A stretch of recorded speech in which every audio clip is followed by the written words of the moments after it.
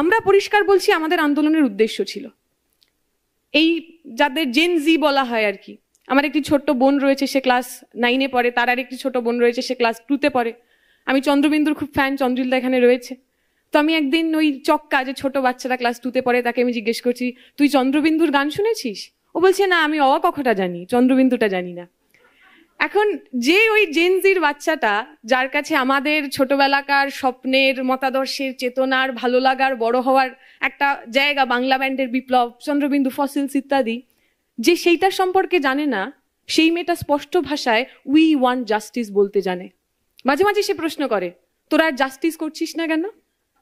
যে বাচ্চাটি, যে প্রজন্মটা, যাদের সবচেয়ে বড় জীবনের আইকন, ওই ক্লাস 9-এর বাচ্চাটাকে যদি জিজ্ঞেস করা হয় তোর জীবনের সবচেয়ে বড় স্বপ্ন কি, ও জবাব দেবে আমার বিটিএস এর সঙ্গে দেখা করতে হবে। বিটিএস একটা Korean pop culture, pop band.